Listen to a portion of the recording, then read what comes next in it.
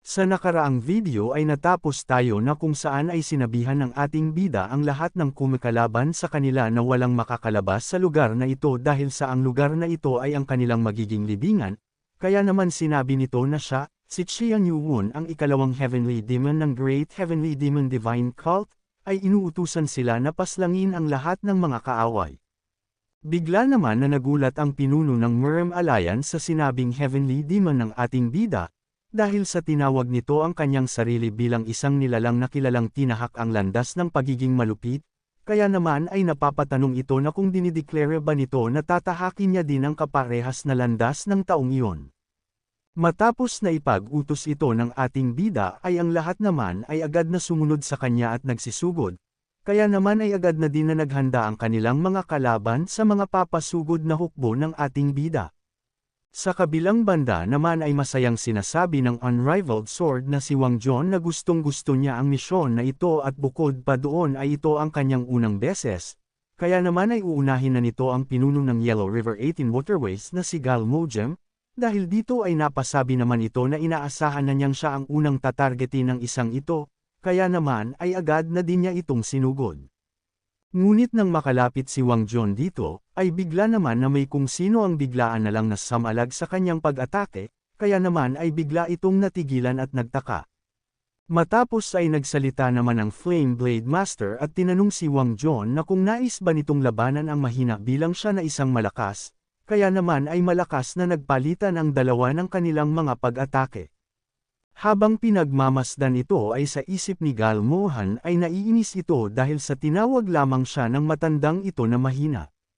Matapos ay nagpadala naman ng sound telepathy ang Flame Blade Master kay Gal Mohan at inutusan itong makipagtulungan sa Blue Heaven Society upang atakihin ang demonic cult leader at siya na ang bahala sa taong ito, na agad naman niyang sinang-ayunan. Kaya naman ay tinawag nito ang kanyang hukbo at sinabihan na aatakihin nila ang demonic cult leader kaya naman ay sumunod ang mga ito sa kanya.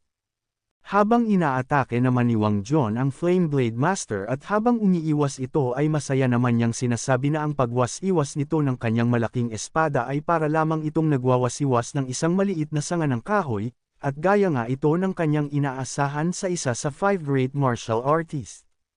Namamangha naman sa nakikitang ito si Wang John at sa isip niya ay namamangha ito dahil sa kakaibang footwork nito, at nagagawa niyang maiwasan ang kanyang mga pag-atake ng hindi gumagalaw ng hindi lalagpas sa 3 hakbang, at mukhang ganon na lamang siya kakampanti dahil sa may kakayahan itong iwasan ang kanyang mga atake.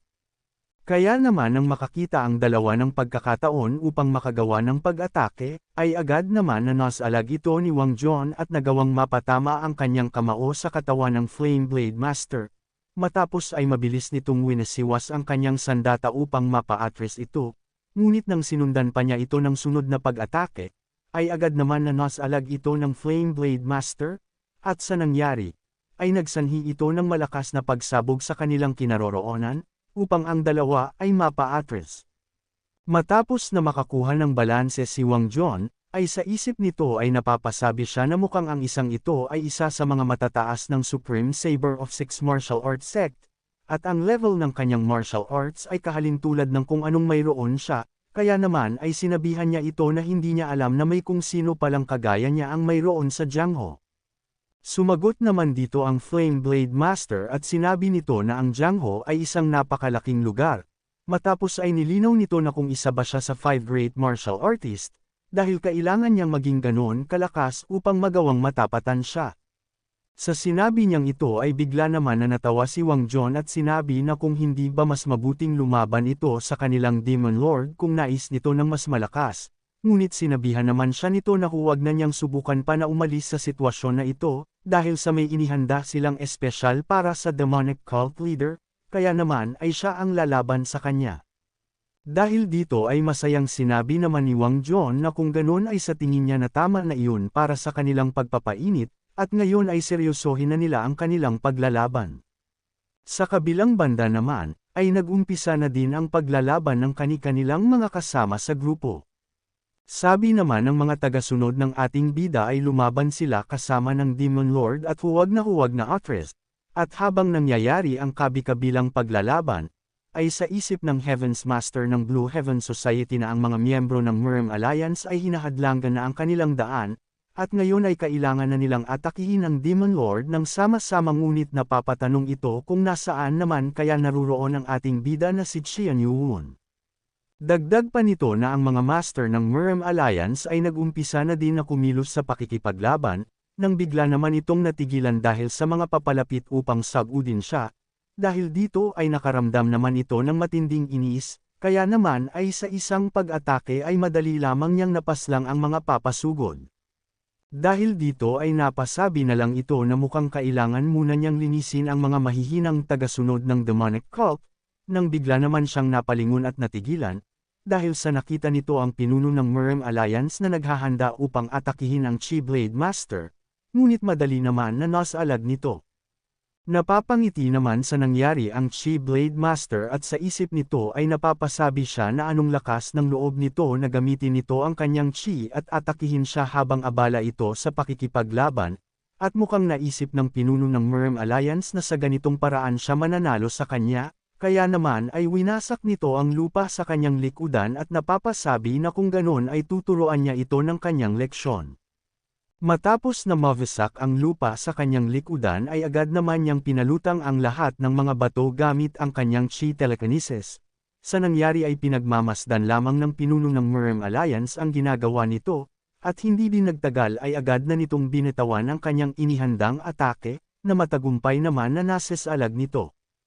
Matapos ay habang nahihirapan ito sa pagdepensa sa ginawang atake ng Chi Blade Master, ay napapatanong siya na kung anong klaseng nakakamanghang kakayahan ang ipinapamalas nito ngayon, at para bang bawat isa sa mga ito at ibinabato sa kanya gamit ang Divine Finger Flick Technique. Ngunit habang nagaganap naman ang pagsasabayan ng dalawa, ay napapasigaw naman ang ibang mga tagasunod ng Murem Alliance at sinasabi na iwasan nila ang mga tumatalsak na mga bato mula sa atake ng Chi Blade Master. Habang nangyayari naman ito ay namamangha ang Heaven's Master ng Blue Heaven Society at napapasabi na ganito pala ang itsura ng labanan sa pagitan ng dalawang expert martial artist, ngunit sabi nito na sa ganitong kalagayan ay hindi nila magagawang atakihin ang demonic cult leader ng sama-sama. Nang bigla naman itong nagulat dahil sa may nagpadala sa kanya ng isang sound telepathy, kaya naman sa gulat nito ay tinanong niya ang vice leader ng Tang Clan na kung kailan pa siya nagtungo malapit sa lugar ng ating bida. Dagdag pa nito na masyado pang mapanganib sa lugar na iyon, dahil ang guardian martial artists ng demonic cult ay kasama ng kanilang Demon Lord, ngunit bigla naman siyang pinahinto at sinabihan na tumingin ito sa kanilang gilid, dahil ang Unorthodox Alliance ay nakikipaglaban ngayon sa mga guardian martial artist ng demonic cult, kaya naman ay maari nilang pasalamatan sila para sa pagkakataon na ito.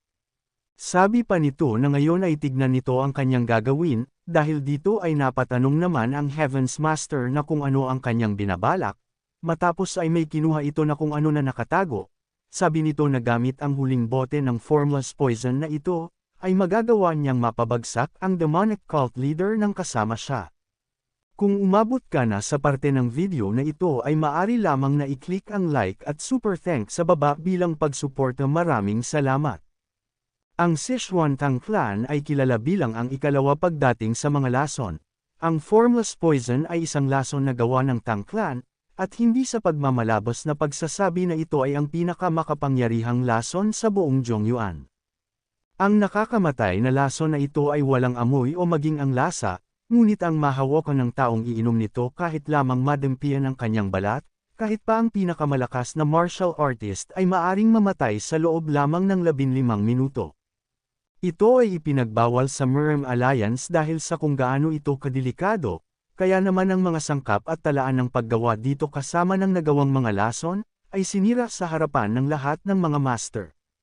Dahil dito ay napasabi na lang siya na kung ganun ay hindi pala nagawang masira ang lahat ng ito, kaya naman ay sinabihan niya ang vice leader ng Tang Clan na hindi niya maaring gawin ito ng siya lamang, at mas mabuti na gawin niya ang bagay na iyon matapos nilang may activate ang Supreme Martial Physique. Ngunit sabi naman nito na huli na para doon, ang demonic cult leader ay abala ngayon, kaya naman ay ito ang kanilang pinakamagandang pagkakataon na mayroon sila. Dagdag pa nito na isasakripisyo niya ang kanyang buhay upang maisama lamang ito sa impyerno, kaya naman ay sinabihan niya ang Heaven's Master na ipikit na lamang nito ang kanyang mata kung hindi niya nais na makita ito.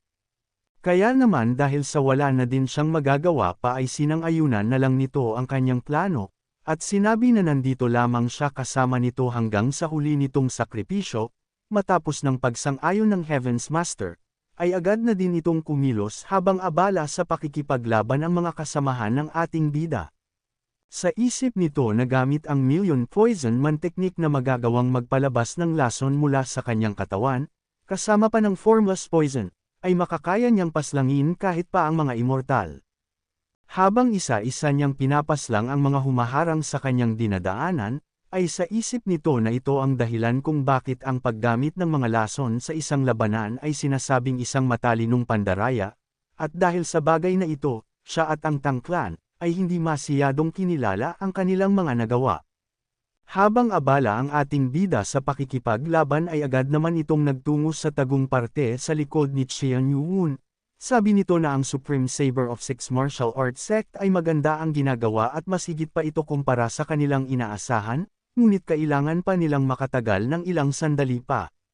Sabi pa nito matapos na mabuksan ang bote na may lamang lason, na 5 hakbang lamang at magagawa na niyang makalapit at sapat na iyon para sa kanya, kaya naman ay agad na din niyang ininom ito.